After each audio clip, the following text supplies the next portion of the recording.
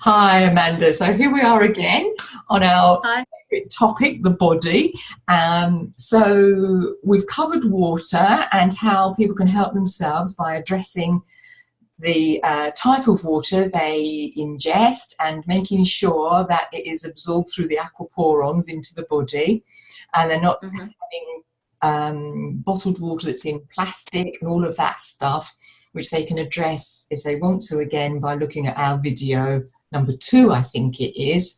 And then last week we did the bowels and how important that is to really just look at what is stuck inside of, Yeah. on the walls of the intestines, and how just one go at trying to flush that out just is not going to help somebody really live a long, happy life. Because let's face it, if our bowels are not right, we're so unhappy.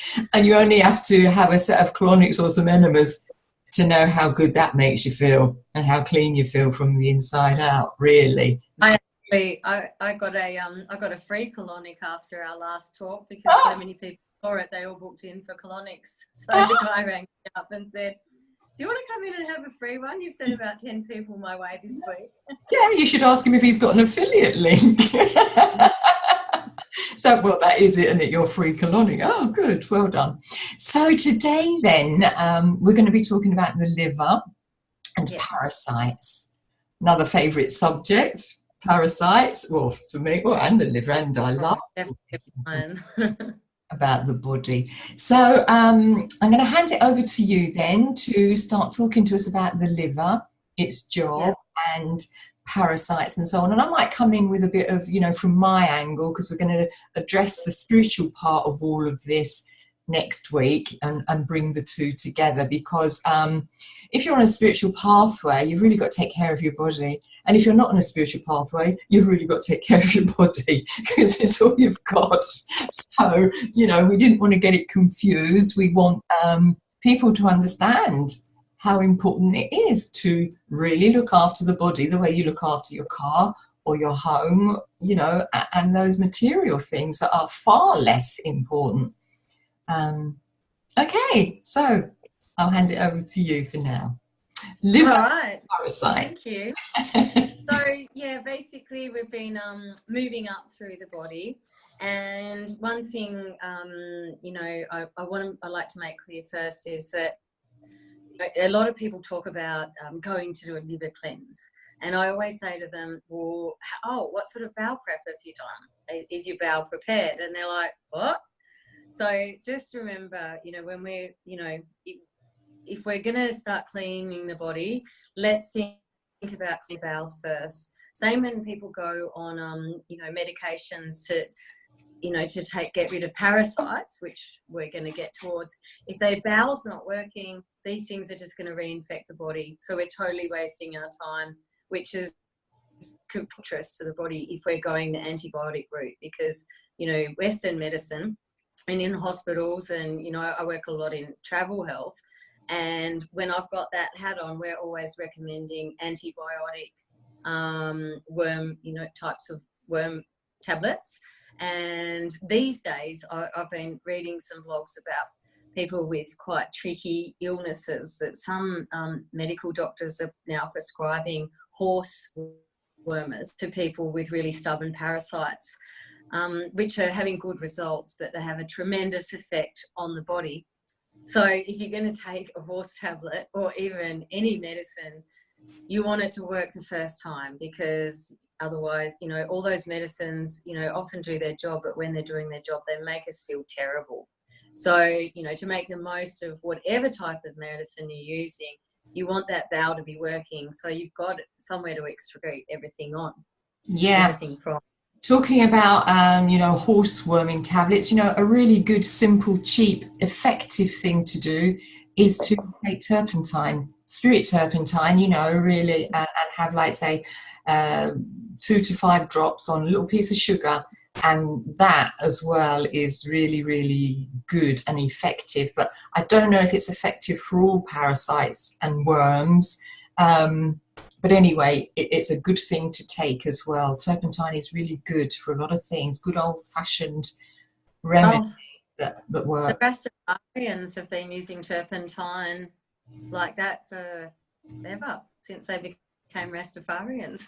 Yeah, yeah. But, You know, but it's this is, very, it's not told to us, is it? And all of this stuff, you know, became hidden, and now it's all coming back again, you know, herbs and old remedies like good old castor oil, you know, that's a those, great one. yeah. So yeah. So yeah, to get into cleaning, we want to make sure we have, you know, the bowel clean to excrete. So we went through the bowel yesterday. So then we move up. So the liver, you're going to get a little quick drawing. So we've basically got, you know, our mouth where the food goes in, mixes with with saliva. We start lubricating the food, goes down the digestive tract. It hits the stomach. It mixes with stomach acids and enzymes, digests more, and then heads down into the small intestine. In the small intestine, the food is basically reabsorbed into the bloodstream, and then it's filtered through the liver. So the liver, one of its greatest functions is it's our main first filtration system through the body.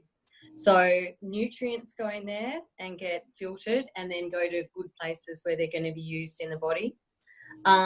Digestive things such as amylase and lipase that digest proteins and carbs and things like that also go out of the are made in the small intestine.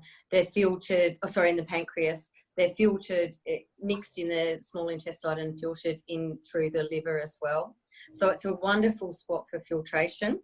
It's also the place where bile's made. So bile's that yellow stuff. If you're really sick, you might vomit, and that's the job of where fats are digested. So the liver makes bile and then sends it to the gallbladder for storage. And then when we eat a fatty meal, the fats come through our body, through the small intestine, and the liver gets the gallbladder to secrete the bile to help digest the fats. So guys, if you want to enjoy fatty food, you also need to have a really good liver. You know, if you want to enjoy your avocados, if you want to go and have some fish and chips, you know, to really enjoy those foods, we need a really healthy functioning liver. And what we're seeing a lot of these days is women my age, we call it in medicine the 5Fs. The So fat, which is what age? What age are you talking? 28. No, in our 40s. So middle-aged women, yeah. And we call it the 5Fs that get most likely to get gallbladder problems and gallbladder inflammation. And sorry if anyone's got a bad gallbladder out there, but it's fit, 40, fertile, fat, and I've missed one, but there you go. Fit, fat, fertile, 40. Anyway, we call it the 5Fs. I've just had them into and I'll give you a perfect example. A friend of mine the other day, you know, she's had some stomach problems and some really bad chest pain. And when you have gallbladder pain, it generally radiates to the right shoulder.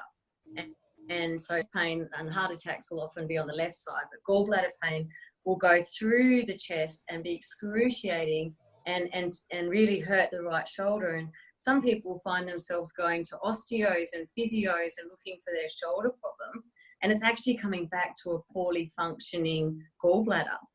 So my girlfriend, who spent a week on the merry-go-round, doctors, you know, they gave her anti-anxiety meds, and then she went to the chiropractor who signed her up for a 10-week, you know, we'll fix you session. She tried everything, nothing worked. And she called me and said, I finally had a scan done. I've got a really infected gallbladder and gallstones. And I went, oh, yes, I'm not surprised. You fit the description, actually. And she went, what's the description? I was like, oh, never mind, because I didn't want to, you know, insult her, but it's quite common. Well, it's not insulting her, it's just telling them the truth, isn't it, really? And people can't take the truth, and we need to give them the truth in order for them to be well and healthy. That's And it. I think That's our message. You the know, crux so of don't all it be is, nice. yeah.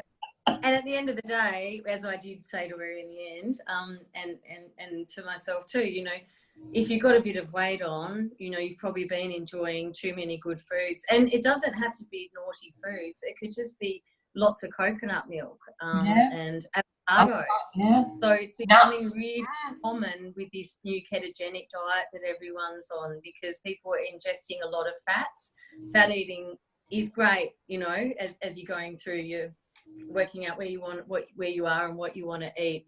But if you're not keeping everything clean and everything's not nice and cleaned out, then you're putting your gallbladder under stress. So bile production is huge. It's one of the main functions of the liver, and it's something that we want to nurture so we can keep enjoying those fatty foods, whether it's healthy or unhealthy. Yeah. It's a filtration system. So it's filtering through the blood, it's filtering out the nutrients and sending it to places in our body where we need the nutrients. And then it's filtering the bad stuff, the toxins, back into the bowel, ready to be excreted from the human body. So it needs to be in tip-top shape to keep that excretion and that waste circle working as well. Sorry, just having a quick think before I move on. Have you got any questions before I go further?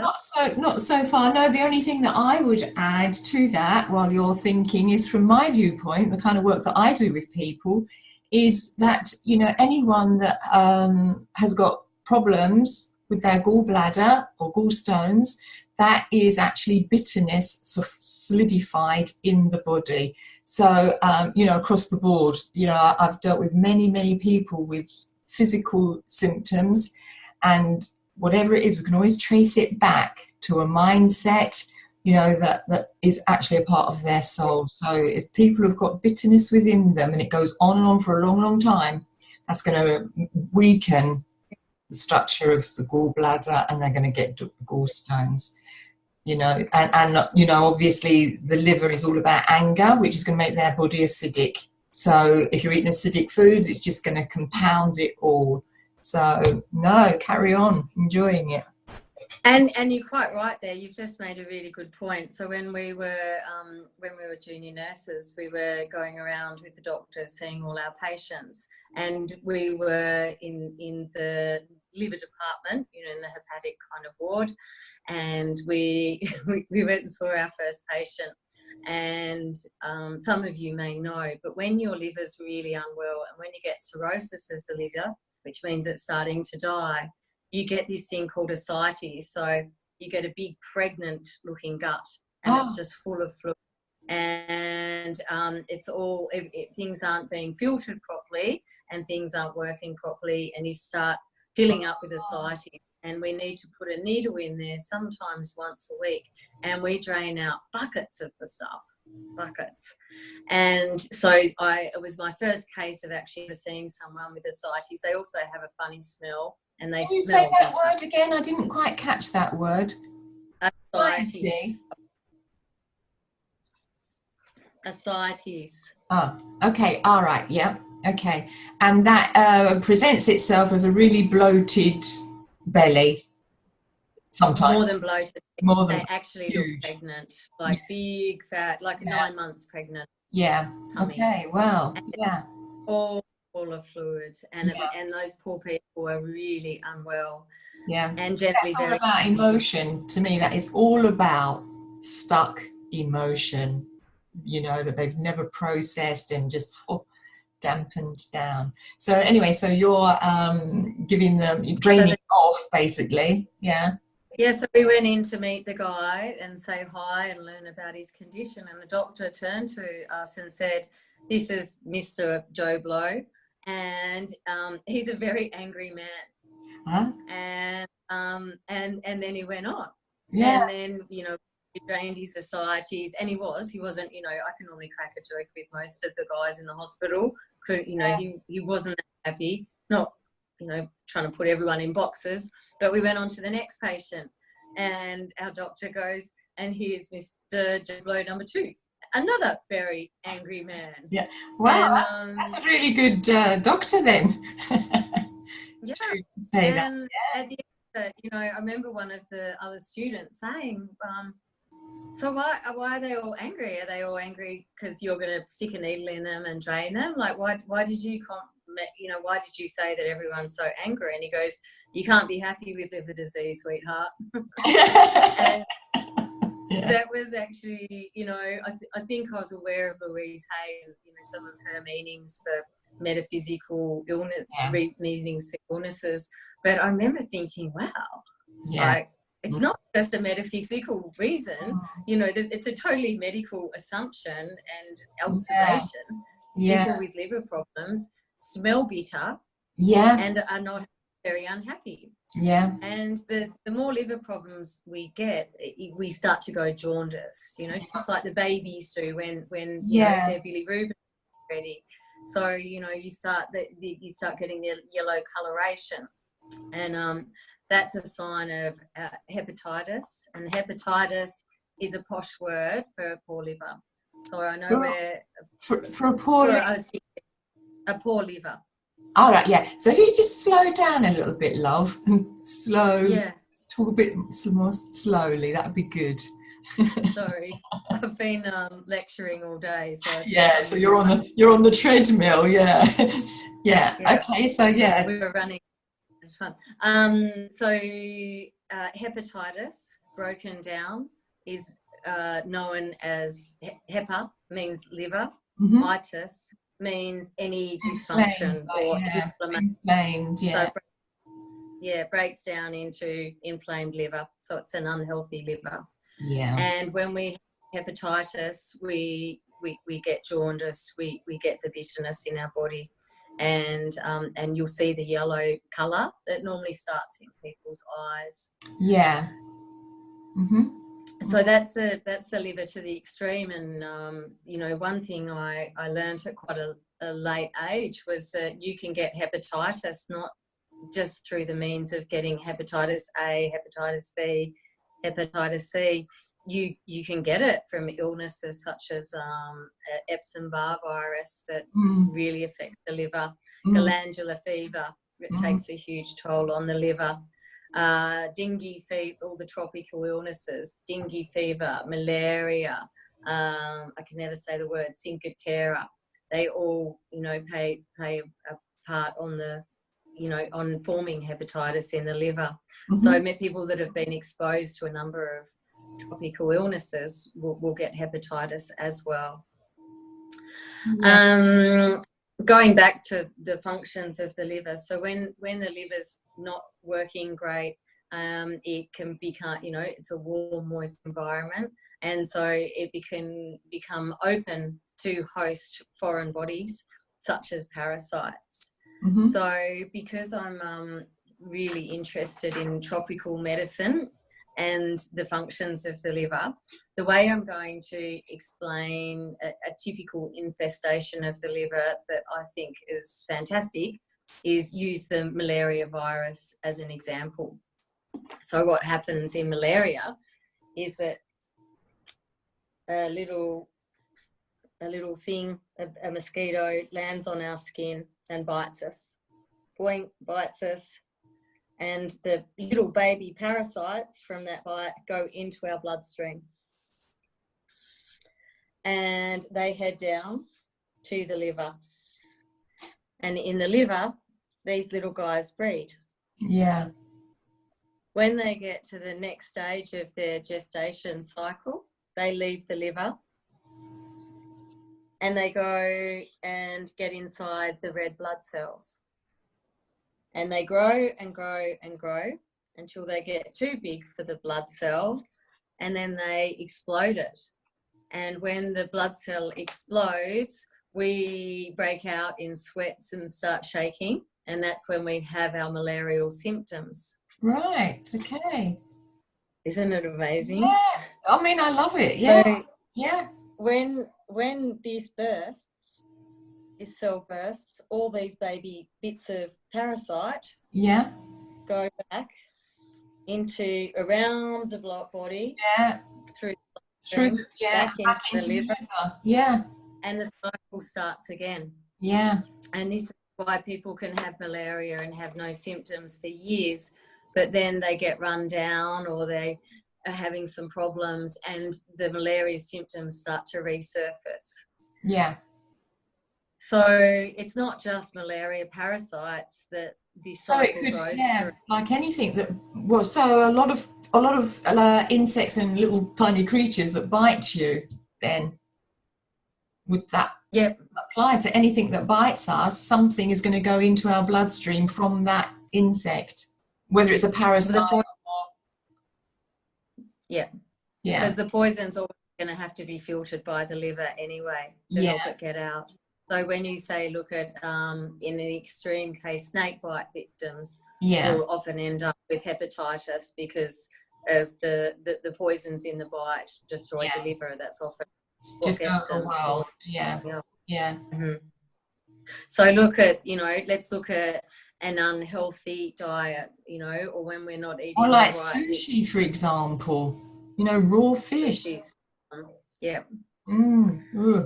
So I'll use the example of raw fish because that's something really I'm really familiar with, because as you all know, I do a lot of sailing and we do a lot of big trips on the boat, and when we're going through the Pacific, we take a few bags of rice, the vegetables that will last, and then we live on the fish we catch. And we used to, and then many of us have had some crazy parasitic infections from the sushi that we were eating, from the sea, because raw fish that hasn't been frozen is full of parasites. Often you'll slice it and you can actually see them from your eye. I mean, some parasites are tiny. They're like one, they're tinier than a strand of hair. You won't see. But I've caught a fish and sliced it up to serve the cruise sushi and seen them with my naked eye.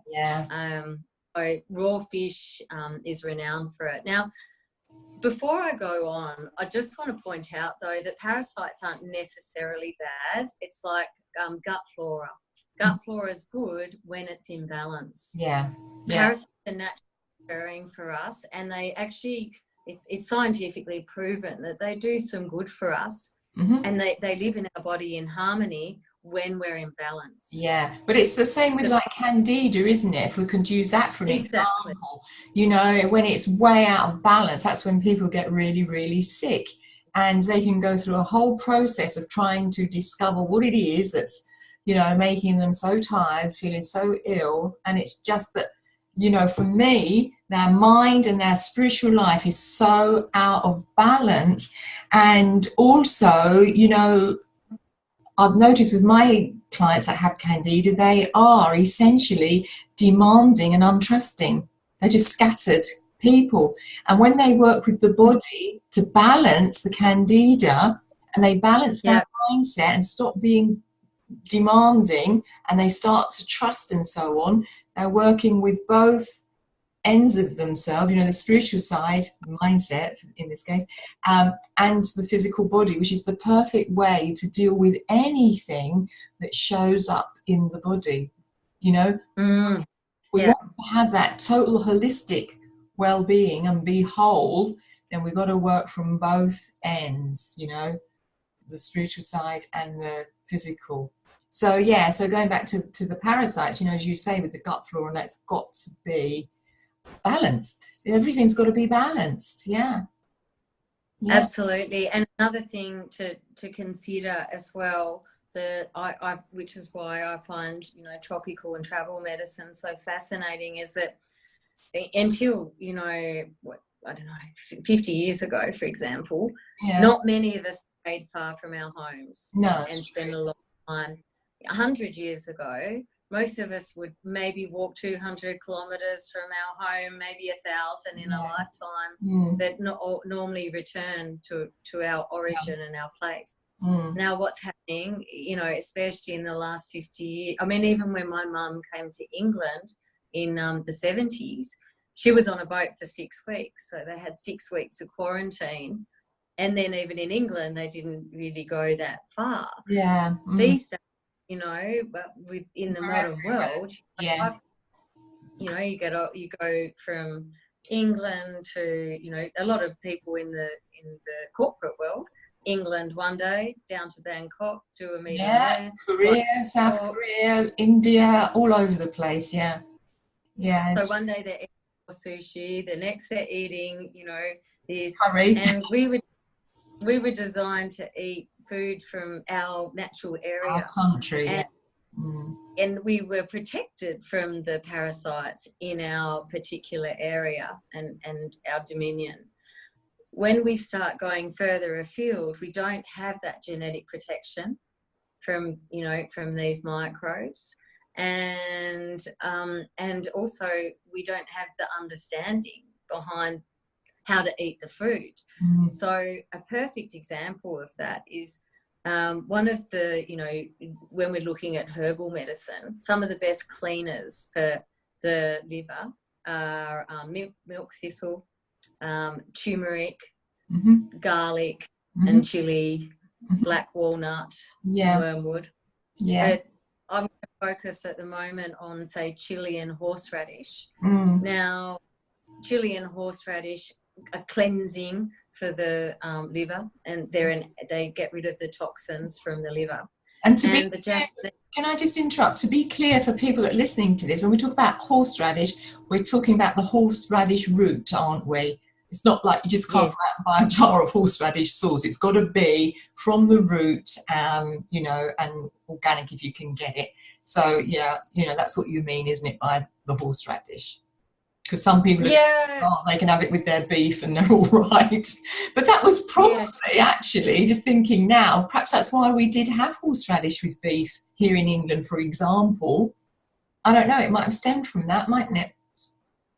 Yeah, it probably will, because what I'm saying is, say, with the sushi, the Japanese always put wasabi on, which is from their horseradish bowl. Yeah. And you would always eat, with any raw fish, you would eat the wasabi. Yeah. Let's look at India, even until, many places there still don't have refrigeration. But in their curries, all those spices kept the meat preserved. Yeah. And it also combated parasitic infections in our guts from those foods. Yeah, yeah, yeah. But very now it's amazing. Yeah. And most of us will go to Japan and go, oh yes, I'll have the sushi. No wasabi for me. Yeah. I don't Yeah. And then when they come home, this is how we're getting the infections. Our bodies are like virgins. They're not used to these microbes, and we're not taking the locals' advice on how to eat the foods given to us at the time to prevent illnesses. Yeah, really, really. I hope everybody's listening to that. If you travel a lot in far-flung places and eat stuff that you don't normally eat, but that's really valuable for people to know. Especially when you see the spicy stuff. If you say in Thailand, you get the green curry and you get the fish sauce with the chilies in it. There's a reason for that, and it goes back to the time before refrigeration. But it also, culturally they say it's there to kill the bugs as well. Yeah. What I would say most importantly, yeah. So yeah. Okay. Great. So with this on board, we'll now move into what we can take to cleanse the liver. Yeah. And unless we need to talk more, have I covered parasites enough, or do I need to go deeper into that? Well, I think a little bit more would do. You just talked about, like mosquitoes and little bugs like that. But what about worms and, like pinworms and tapeworms and, where are they coming from? And, I'm seeing some incredible pictures with people with worms in their intestines. And it's amazing the capacity of the human body to hide stuff, to hide all these, even in, people that are not really overweight, let alone obese people, but how these parasites hide in us, don't they? And in bundles, you know. Yeah, So and in going back bundles, to, yeah. Yeah. you know, so we get parasites from from a range of things. So we've covered the raw meat. Yeah. A really common place we get parasites from is the soil, which is unavoidable because it's healthy to play in the soil and we want our hands in the soil. But, you know, someone said to me today, they said, oh, you Australians, you have to wear shoes all the time because you can just get parasites by walking along the street there, can't you? It's like, I think you can all over the world. Like, Yeah. some, you know, crazy rumour. So we can get it through walking in the soil, and remember the soil comes with lots of immunity as well. So I'm not at all saying stop playing. No, we can't. No, because this is the point, isn't it, where people will get so out of balance, you know, and hearing that they might even stop their children playing in the soil or stop gardening and all of that, which is absolutely bonkers, you know. So, you know, our main thing, everybody, is balance. We need it all in balance. Yeah. Because remember, your vegetables grow on soil, and we really don't want to give up vegetables because they've been some parasites. You know, that's just a perfect example of how far and wide they're spread. Obviously, animals carry worms and parasites. Medically speaking, we say children have more worms and parasites than we do. They're everywhere.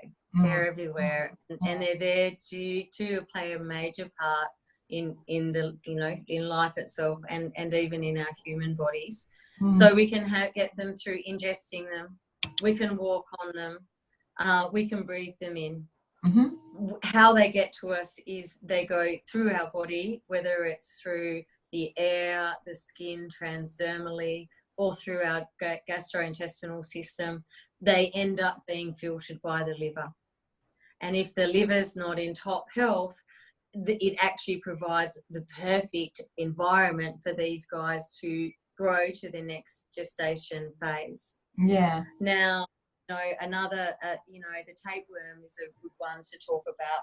And when that gets big enough, that leaves its little home in the liver. Yeah. And goes to the bowel. Yeah. And you may remember from our last episode, in the bowel we have these, you know, we ended up with some fecal matter quite a lot and plaque along the, you know, covering the mucous membranes of the bowel wall.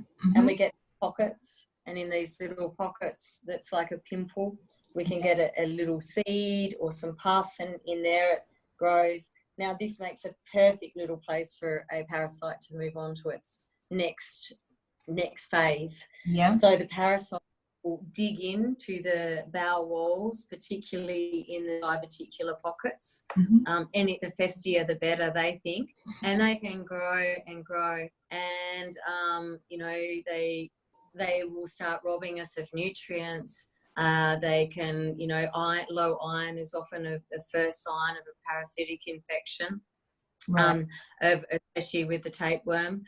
They start stealing our nutrients. We get bouts of constipation and diarrhea every time we have loose bowels, and every time we excrete, there's baby worms in there from us as well that then can infect other people, go into their bloodstream, go to their liver.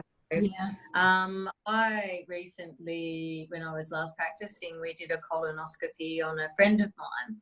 And he's a sailor as well, and we pulled a tapeworm that was it was a metre long, and it actually looked like a little garden snake out of his rectum. And you know, it was I know it's fascinating and frightening, especially if you're the one that's having it pulled out of you. But it's fascinating, but it's not nice either. You know, it's frightening as well, isn't it?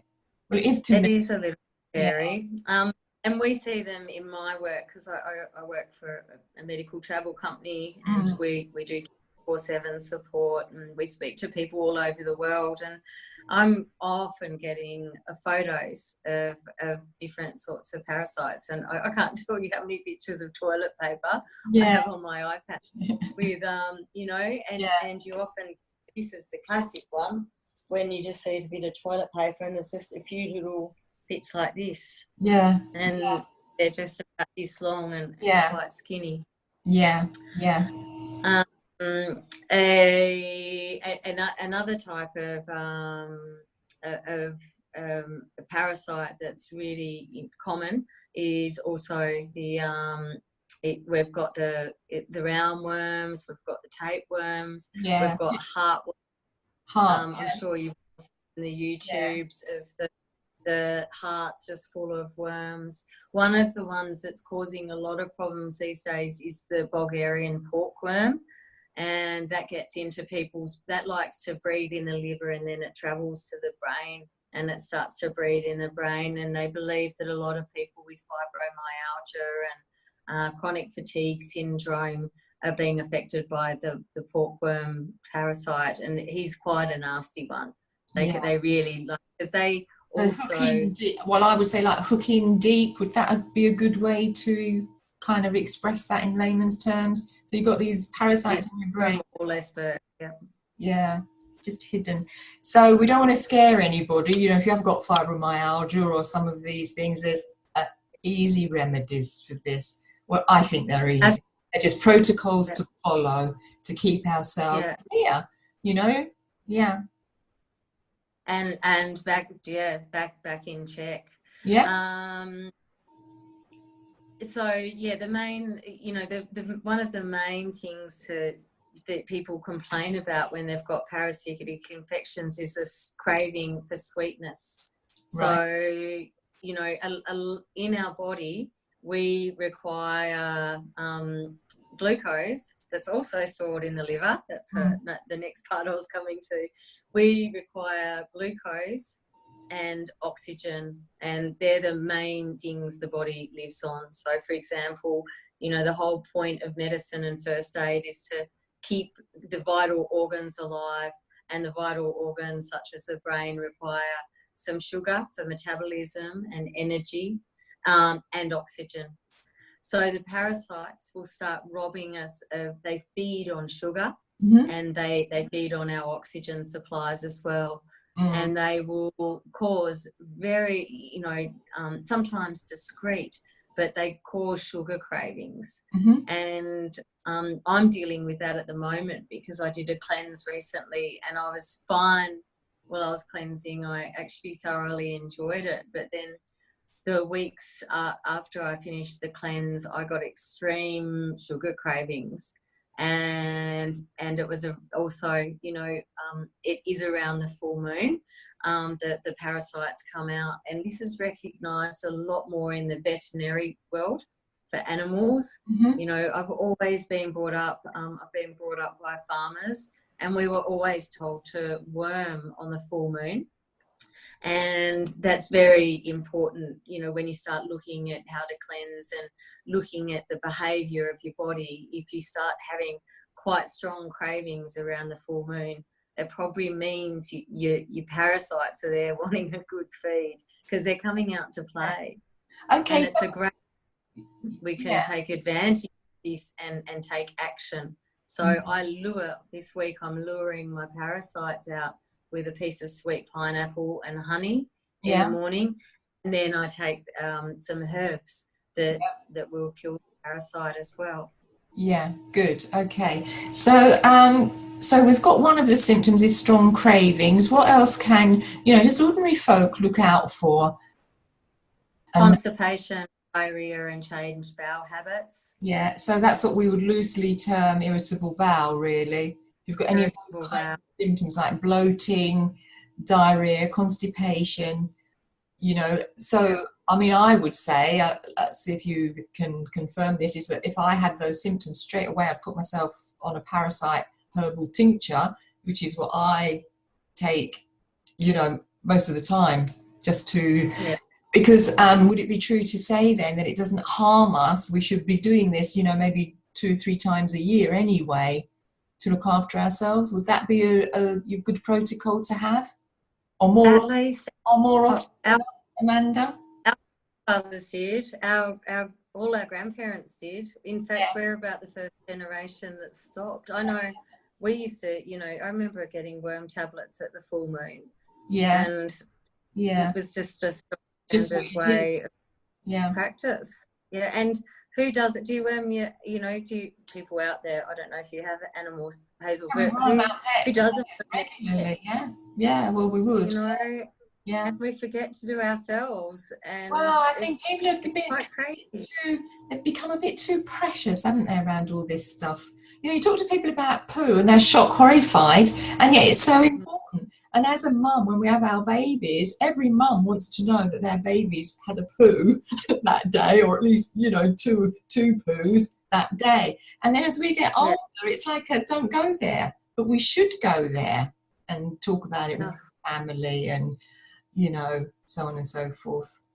So yes, yeah, and and strong sugar crave. it's I just want best. to recap that for everybody. It's if you get strong cravings for sweets, that kind of thing, Sugar watch cravings. out for Yeah. that. Doesn't mean you have got worms, but there's no harm in giving yourself, you know, a worming protocol, parasitic cleanse. There's no harm in it at all. So it's a good thing to do. And then if you've got like irritable bowel symptoms of bloating, diarrhea and constipation alternating, then just do a cleanse before you go on any drugs, allopathic drugs. I would suggest that. Would you, Amanda? Absolutely. If it persists Absolutely. after you've taken, you know, like a month's worth, then think about doing something else. You know, our Yeah. health is down to us. What we eat, what we understand about the food, and what we do on a regular basis to keep this organic living consciousness that we call our body free flowing. It's up to us.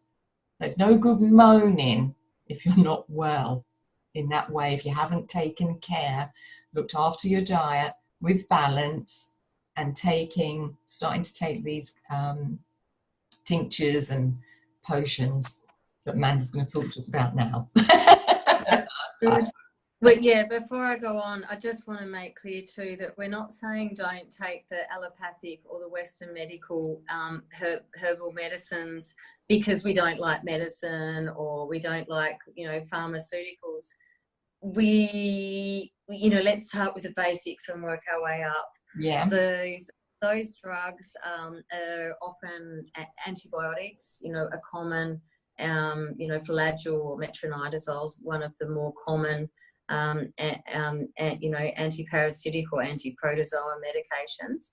And it has a huge effect on the gut and our antibiotic resistance.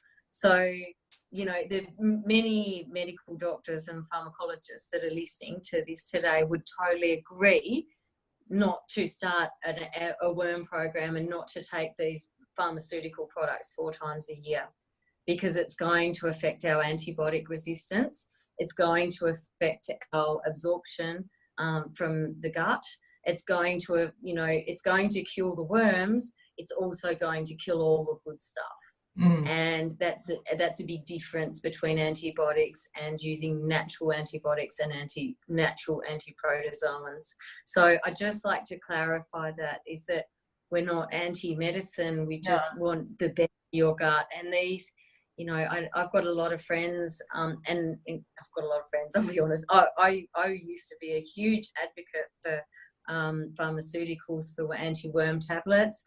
Many of you watching today would have been given a packet by me at various times, especially before and after big trips. And I believe I've caused a few problems in my gut and antibiotic resistance by every time I came back from Thailand, I'd down a week's worth of anti-protozoa and an parasitic medicines. Every time I went to Mexico, I'd eat them the whole time I was there. You know, so I'm speaking from experience, they have a huge effect on the gut, which is why we turn to herbs and foods, because the difference in this is basically the medicines we're using are derived from these in the first place, but they've got the whole ingredients there. So while they go in and they're going to kill the parasite, they're also going to give you gut protection, and they're going to assist with carrying the waste away. So, you know, it's just it's simpler on the gut. It's a lot less traumatic for your body, and it's a lot safer in the long run. And not unfortunately, but the way we are these days, we need a regular worming pattern. So, let's look at some plants. One of the best and oldest herbs for antiparasitics in the world is called wormwood, and it isn't just for parasites. The liver loves wormwood.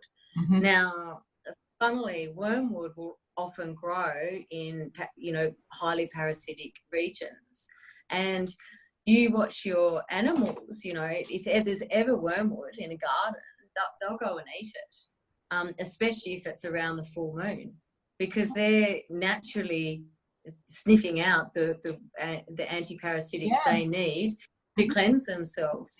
So even if we weren't worming our animals with pharmaceuticals, they actually do actively do it themselves if they're allowed to forage and get out into the wilderness. And I've caught my animals eating some funny herbs in places a few times, and I used to draw it. These days I snap a photo and I go home and it's like, oh wow, that's a type of parasite.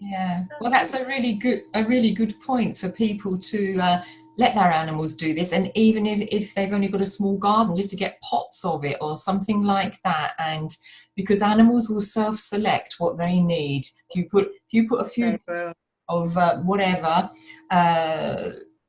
in little dishes, and the animal will go for what it needs. So, everybody with pets, take this on board. It's not about dried kibbles. That kills the animals, because I'd like to get that in as well. How that is such a bad thing to give our pets is dried food.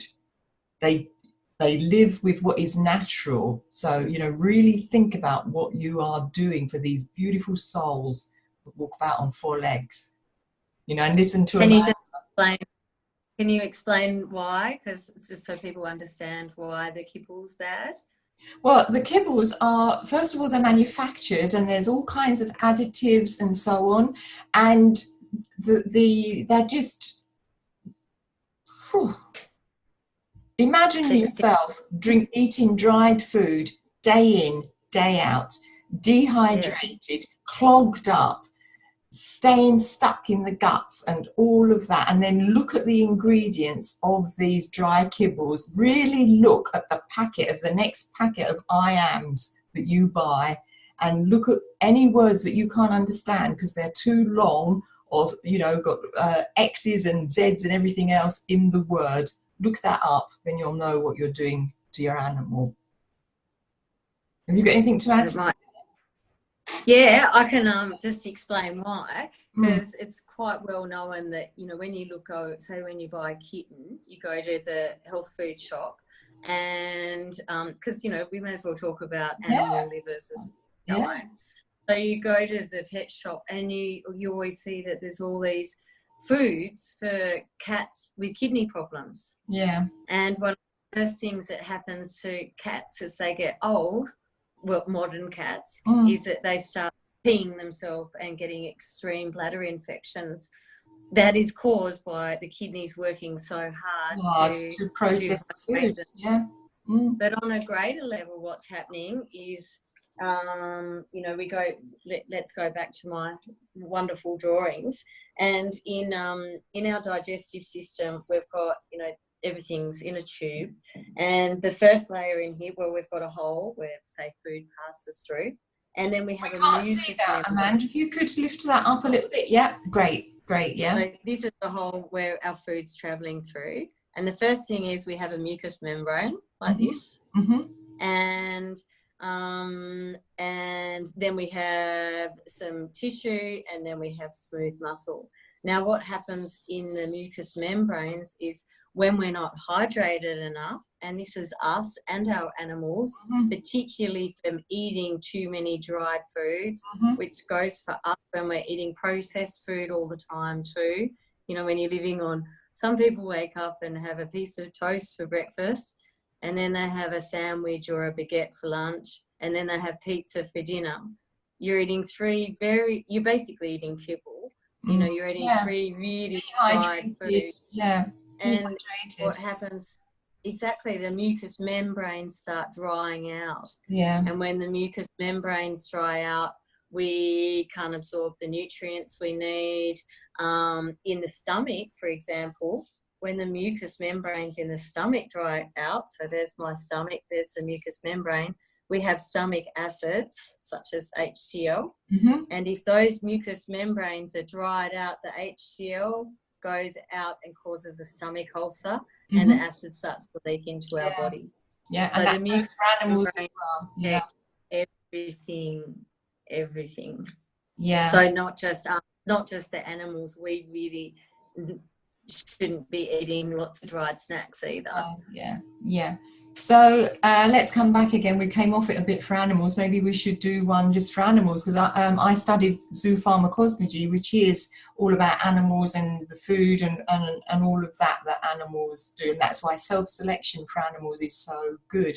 And to give them chopped up liver, fresh meat, not fresh meat, what you would eat if you had meat and veg that you'd cooked yourself. Give that to your animal. They don't need to have shop-bought kibbles and tinned food from the supermarket. That is just a big money-making bonanza for these suppliers of it. When I was a little girl and we had animals, they had what we had, and we used to go down to the butcher's, get 6 penneth of liver, that's how old I am, or 6 penneth of mince. Every day a shilling went on the cat's food, and that's how a cat was healthy. And when I lived in Cyprus, I used to make biscuits for my cats, make them myself, and they'd have eggs, and then they'd go out and they'd forage for their own, like loads of lizards, obviously. I just would not buy kibbles. And then these pet owners then are mortified when their cats have cancer, and that, and also the pets soak up what is going on from their guardians. Some people call them, the owner of the cat, but you're a guardian of these souls. And if you've got a lot of emotional stress and your animals get sick, look to where you are sick within yourself, because the animal will soak it up through its auric field. But we're digressing, Amanda. Let's finish with the parasites. Okay. And then we could do another one for animals if I think that's a really good idea, actually. But moving forward, what I'm about to say next is we're going to start talking about the foods and herbs and what we need that are really good things for our liver. That's and, right. Telling everyone about their bad livers, let's give people a solution. How do we keep a healthy liver? Yeah. So Hazel just hit the nail on the head perfectly then, not just for the animals, but for us. Organic liver is traditionally very good for the liver. People that have suffered from liver diseases are often encouraged in the medical world and in Eastern medicine and in all types of medicine over the world to eat liver. Yeah. There's a lot. My mum was, when my mum had her second child, in the 1940s, she was very anemic, and they gave her raw liver to eat. So, that speaks for itself, doesn't it, really? Yeah. Just to add some food yourself. But anyway, that's what they did to back up what Amanda is saying. And that's why we've got so squeamish, about all of this. But getting it down is another thing. But anyway, okay, let's yeah, and that's why these days they give it to us in a tablet form. Yes, dehydrated. Yeah. Yeah. We eat it out of a plastic jar and it's in a nice little capsule. We're not going to question that it's a liver, and they'll call it something posh for liver, and we'll love it. Yeah. So we've got to keep that in mind as well. Yeah. So traditionally, and if you're eating meat, liver's a really good thing to cleanse the liver and give the liver strength. Mm-hmm. Chicken livers are really good for that, because the energy of the chicken, and chickens, we used to be very organic because they came from our garden. So the chicken livers used to be huge. And I remember when I first looked after a friend of mine with dengue fever when I lived in the Caribbean, and she had ridiculous cravings for pate, and she'd never really even liked pate. And we researched it. We didn't have the internet then, but we found out that this was because her liver was craving Craving liver. it, yeah, yeah. I used to love chicken livers, but you know, if you get a healthy chicken that is loved and so on, you know, we're not talking about mass produced. We're totally against any incarceration and cruelty in any shape or form. I would rather suffer as a human and not have it than to know that Yeah, animals have suffered and been treated abominably. You know, I love to say, you know, animals are sacred. Let's treat them as sacred. But also, there are people that go into the belief that if you've got really healthy chickens, they're running around your garden, and then you take that life of the chicken to eat it yourself, just be thankful and bless the animal that it gave its life for you. You know, let's start there with yeah, love and respect. You know, so we're not broadcasting to give up meat or anything. It's just what resonates to your frequency yeah, without condemning anyone that lives differently or eats differently than you might. And that's what we advocate across the board. And for this, what we're doing now, we're just talking about health and how to keep healthy, because our bodies are made of the same stuff as the animals' bodies, same stuff as the earth. That's what our bodies are made from, and therefore that is what they need and what they crave at certain times. The body is very intelligent. It's all about your frequency and how that creates a body of that frequency, which we'll go into next. I digress. We could be on here for hours. I know. And, so You let's go back to the liver. Organic liver is good for the liver. Yeah. Wormwood is So good there's for the liver. two foundations for that. I mean, you know, one is that you know, the liver is going to give us what we need. Yeah. And in a healthy liver of a healthy animal, yes, the liver's a filter, but it's not like we're eating and then another animal's junk, because Or injected hormones. Yeah. you know, that we're eating a healthy animal that's eating pure grass that's grown by the sun, not in a factory, and all that. So so because I remember when I first, you know, when we were studying naturopathy, we were encouraged to eat liver and provide liver for patients that were in convalescence. And for us, it was actually a way we came back out of fasts. We would start eating liver to rebuild our livers. And I remember thinking, but that's gross. I don't want to eat some chicken's bloody toxins. And that's what but the chicken I was eating should be eating really pure food. So it had a happy liver, you know? Yeah, happy liver, which is true. But, you know, let's not fool ourselves. You know, a happy chicken is one that is grown in your own garden by you, perhaps with love, or by a farmer that absolutely loves them and they roam free. That's a happy chicken. And you will actually feel that when you're eating it, because it won't make you feel ill. If you can't get that past you know, notwithstanding that you've got a balanced mindset about food in the way that we are talking about here, but if you start to imagine you're taking a piece of liver on a fork, and something in your body starts screaming out, I can't eat this, but it's not your mindset, because you've cleared your mindset, it's balanced, then your body will tell you, if you're really conscious, if you're eating consciously, whether that is your frequency or not. And that's where we're going to come into with our series here. So so I just want to be clear, because a lot of people fool themselves that they've bought something in a packet that says farm fresh, and when you investigate, it's far from farm fresh. You know, that lovely idea of animals roaming. It's not like that at all. There's a lot of deceit out there. So we've got the liver. The thing is, coming back to the foundations of medicine, Eastern medicine, Western medicine, natural medicine, is the doctrine of signatures. So in medicine, we say what looks like a part of the body is usually good for the body. So walnuts are good for the brain, cauliflower is good for the brain, beetroot for the kidneys. Beetroot also look a little bit like a sideways liver, and it's nice and deep and red, the colour of the liver. So fresh berries and things are Yeah, and really if good you for the cut it in liver. half, as you say, if you cut the food in half, you can see, can't you, the shape of, you know what's inside, like tomatoes. You cut a tomato open or a kiwi fruit, and you can see the pattern is very similar to the organ that it relates to, and that is a Mhm. good way to choose our food. Well, personally, I think that's a really good way to do it. I think so too. And actually, going back to the liver and what you said before, about, if you go to eat it and something says Yeah, no.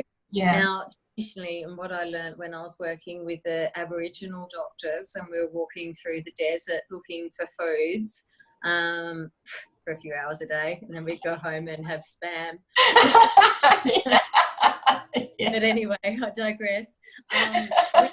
They were teaching us that, we weren't that great at it, but they had, this tribe I was working with, they had this little boy, and he was the gifted one. He had really good senses, and he was actually kept away from the fire smoke a lot of the time, because this tribe I was nursing with, they told me about this amazing juniper berry tree, and the juniper berry tree had very poisonous juniper berries, and except for 1 hour, one day a year, Really? where they give you Wow. superpowers. Yeah. And they were like a really strong goji berry or something, Yeah. but they were very medicinal. So they'd go and take them all off the tree, dry them, and keep them as medicine. And it was Yeah. their best medicine. Yeah. It was like a broad spectrum antibiotic for Yeah. them. It Wow. covered everything. Yeah. So what they do was smell the juniper berry. Yeah. He salivated a lot, he could eat it. Yeah. And this is how our animals are choosing their Yeah. plants in the gardens too. They sniff it, they salivate, and then they eat it. And I encourage you to try this, because some of the things we're suggesting for you mightn't be right for you personally. Maybe Hazel can eat organic liver till the cows come home, but it's just not right for me. That's So right.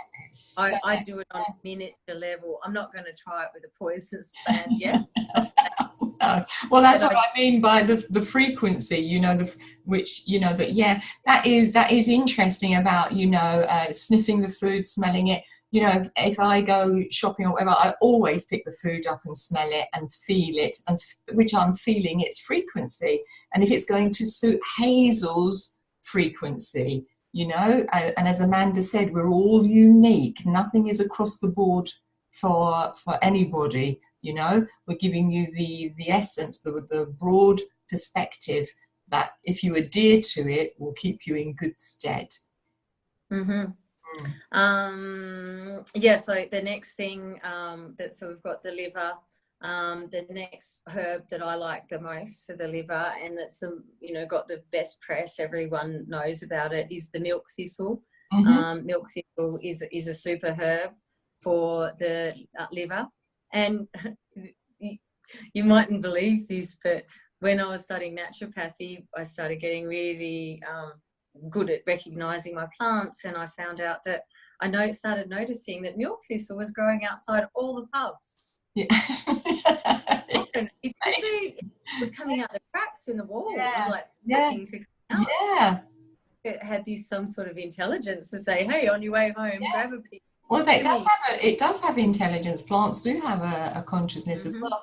So what would you say then, Amanda, to somebody that's like taking milk thistle, for example, and they come out in rashes or welts on their skin, or they have some reaction to it? Would you say that's in them to come out, or they're having a reaction to the milk thistle? I'd say go back to the beginning and see if the bowel's clean. That's Right. often Mm-hmm. that it's not been excreted properly, and the milk thistle's doing its job. Yeah. Why you brought it, or why you picked it and boiled it up. Yeah. But then it's got no way of it's getting out of the body, so the toxins, instead of being Come through the excreted skin. in fecal matter, are being reabsorbed. Yeah. So it is a case of, if you come out in big spots, welts or a rash or anything, that is what your liver is trying to throw off, and the milk thistle or whatever you're taking is helping your liver to do that big time. But if your bowels are not clean, as Amanda first taught us, then you're onto a non-starter. So this is step 3 today, remember. First video was water, the second one was bowels, and this one is about liver, and Amanda's taking us through it in this order for a reason. We're not doing this ad hoc or just you know, throwing it out there. She's highly qualified, and you know, she's here to share her knowledge, which part of her calling, I would imagine. So yeah, so milk thistle, wormwood, obviously eating organic liver. Yeah, and I'll just go back one step, sorry, just as a disclaimer. If you are taking this milk thistle and things are coming out in your skin and you're getting rashes, please check with your medical provider. Yeah. And we're not here giving medical advice, we're just having a chat. Yeah. So don't keep taking the tablets because Amanda and Hazel said. Yeah. That's true. So the next one is dandelion, another herb grows abundantly all over the place. You know, some people even call it a weed. It is wonderfully nourishing for the liver. It really is. And you know, even that happy little yellow flower. Yeah, I know. You see them and then you just smile. Yeah, and they're so resilient. You know, you can jump on a dandelion and you can take your foot off of it again and it just springs up. Amazing. What resilience is that? For that little it's beautiful. Yeah. You can just, you know, that with the roots and boiled up, or you can sprinkle the leaves in a salad as well. They're very edible, depending on where they're growing, obviously, and what they're spraying with. So dandelion's wonderful. You can buy it. I actually go through phases where I substitute my coffee for dandelion coffee, and I drink it as a coffee. So that's a really easy way to take it, because you can have it, you know, as a sort of, you know, as a drink substitute and something, you know, you can have mornings, which is going to support you through the day. Or if you've got dandelions growing naturally, then the best way is to pick them, because if you take a plant from especially your own garden or in your local area, and as soon as you pick it, it's holding all that vital nutrition. Then it starts losing its nutrients and its power, and it's, you know, every minute after that. So if you can pick it, go home and pop it in your pot and drink it, you're going to get the best effects from it for sure. So, and that would be the advice I'm giving you on how does all these things we're talking about. Don't go to the pharmacy and say, okay, I need milk thistle, I need, you know, dandelion tablets, and I want some liver tablets. What's around you? What's organic? What can you source, and what can you get for free? You know, ask yourself those questions, and because whatever's closest to you, you know, in your world, in where you where you live, is going to have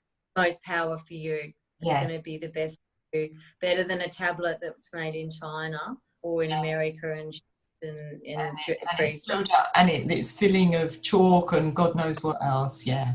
So we're going back to another one that is really easy, that is very fashionable. I think it's the world's most popular herb at the moment, is turmeric, curcumin. The liver loves it. And I meant bring some with me. But picture it, you know, it looks a bit like a dried out liver. Yes. When you look at it in the shade. Same with the ginger too. So turmeric is wonderful. You know, if you were going for a tablet about 1,000 milligrams a day, if you weren't, you'd be wanting about 2 teaspoons. And make turmeric tea. If you Google it, turmeric tea, you can get some lovely recipes and really delicious to drink as well. You know, make it with coconut. And it's best absorbed. It absorbs better with black pepper and hot water too. If it's heated and combined with pepper, it doubles the strength. And black pepper is, you look at the little peppercorn, it could be like a, you know, cut in half, could be like a mini liver. The liver loves clean black pepper, especially when it's combined with turmeric. That's good. So they're all really enhancing for the liver. As far as foods, I'll talk about antiparasitics in just a sec, but those basic herbs are good for the liver, and they have a mild antiparasitic action. As far as the food go for the liver just loves veggies. It just loves healthy vegetables, whole fruits, whole vegetables. As I said before, the dark beets, lettuce, watercress, the leafy greens are often really well favoured by the liver too. And the best way to give the liver a break is just take a break from fat. Yeah. So, you know, take a, you know, especially the animal fats, but, you know, that we could go on about that for ages, but obviously to reset the liver, let's take a break from the fats, because it's normally over producing bile these days.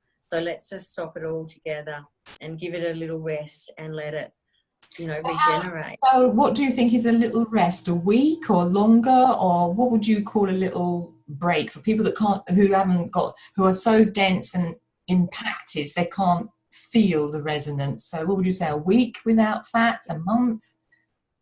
A week if that's what you can manage. In a perfect world, I would be looking at 3 weeks for maximum efficiency.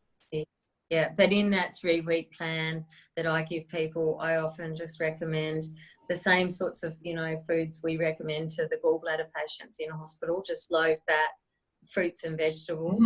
And then I get the bowels going with them. The second week, I'll bring in the herbal tonics, so some turmeric tea and the milk thistle. And then the third week, I'll introduce the antiparasitics once we know the bowel's working every time the person eats. Lovely. And that those parasites are going to have somewhere to go. So that's what I recommend, and that's sort of my protocol. Yeah, just to really, you know, for people that are listening, this is just, and you've never thought about any of this before, or you've just kind of just vaguely thought about it, you know, this general chat that we're having is just about you thinking about it, thinking about what we're talking about, and then making choices. Right, I'm going to dip my toe in. I'm going to give this a go. I'm going to give up butter and all dairy just for a week even. You know, just dip your toe into these, what we're suggesting here, and see how you go with these things. Yeah, we're not, you know, you don't have to go vegan or vegetarian or anything, but, you know, the best way to give you, you know, liver a break, cut out the packaged foods. Yeah. But if that's cut out the processed grains, cut out the dairy. The liver does get really stressed by dairy, especially these days with, you know, the modern dairy, and at least the red meat animal fats or animal meats if you can for 3 weeks, and you'll have good effect. For the or at least lovers. Yeah, I was going to say, like, you know, for the cheese lovers, you know, make nut cheese, you know, and just don't overdo it, but just have nut cheese. It's so delicious, nothing dairy about it. So there's alternatives, you know, that will really satisfy you and give you the feel-good factor, literally. So, or even if you go from dairy to, you know, buffalo mozzarella and goat's cheese, they've got different fats and they're lower in fat than the dairies and kinder on the liver. But, you know, it's only got to be for a couple of weeks. We're not saying give it up forever, then to see how you feel. Well, we're talking about, well, we might be saying give it up forever, you know, we're not, it's just about you really shining, glowing, your skin glowing, you've got energy, you've got vitality, because, you know, this is the slippery slope. You don't look after your liver, you don't look after your organs. You know, by the time you get to 60, 65, oh my goodness, it wouldn't bear thinking about. So, you know, this is really serious stuff. And it is really serious. And then you pay all these health insurance, you know, money to the health insurance. In England here, our National Health Service is overloaded. And most of it is because of the way people will not look after themselves. And these are the facts. These are the facts. We're here to help people get back to being free within your body, to being unleashed within your body, to having the energy and the vitality to do what you came here to do, which wasn't to eat yourself to death. Although it's delicious. That's my message. What would be your message, Amanda, to people? Your angle? I say try and end up back in the earth with all your organs intact. Yeah, yeah. So shall we, we've been going for an hour and a half now. Did you want to just Oh, finish wow. the Yeah. parasite tinctures or herbs that you were mentioning? So we did milk thistle, Yeah, we did wormwood, just quickly, the dandelion. wormwood, um, which makes sense. It looks like droopy worms hanging from a tree. You know, it actually looks like it would be good for worms. Yeah, The black walnut, you know, the walnut as well. Actually, the black walnut also actually resembles the liver in many ways, and it's very good for as a parasite formula. Cloves are another one. So yeah, look at this trend: black walnuts, cloves, black pepper. yeah, They all kind of look the same. They've got the same shape, and they're all really good for the liver. yeah, Chili is another one as well. But that would probably be, they're the most important elements. So anytime someone says to me, you know, can I, you know, look at your, you know, can you have a look at my liver tonic? You know, so this is a friend of mine's just made, and they've made a new liver product. And so the first thing I do is look on the ingredients, and I want to see wormwood, black walnut, you know, and cloves and turmeric in the top ingredients as the main ingredients in there. This one, actually, the main ingredient was astragalus root, yeah, which is another one I would like to have mentioned because it's one of my favourite herbs, especially at the moment. Once again, looks quite like ginger or like yeah, turmeric as well. yeah. So And I've got this here that I'm taking for my liver and gallbladder at the moment. It's milk thistle, dandelion, bayberry, turmeric, yellow dock, prickly ash bark, burdock root, asparagus, schisandra berry, cleaver's herb, and one I can't really pronounce, buplurum, Bupleum root. You know, so I'm taking that for my liver, and I do that for 3 months at a time.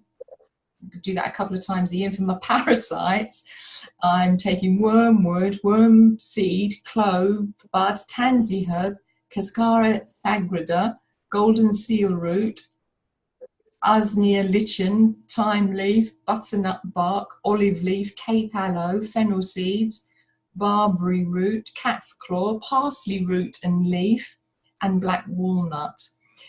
But I also mentioned earlier about the turpentine, and I've also got some turpentine, the spirit of turpentine gum, and putting like five drops. You can put it on sugar or just take it and have juice after. So I'm doing that as well every now and again through part of my the way that I live, part of my protocol to keep me healthy.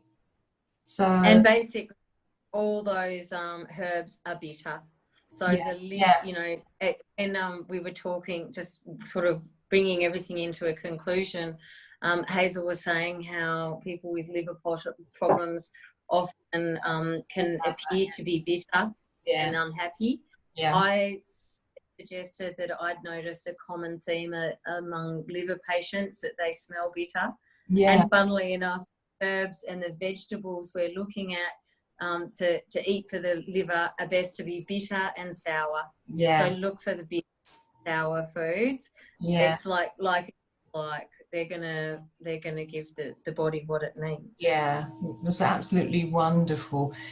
So I'm going to bring it to a close now. I think we've covered a lot, but we've digressed a lot as well. We've just had a lovely conversation with each other, and like you know, find it fascinating and crucial for the world to know this information, for those that have never heard of it, or just kind of starting to think there's more to life than just rushing to the doctor, and there's more to life than just getting a load of vitamin pills. Because that is something I used to do. That was my mindset at the time.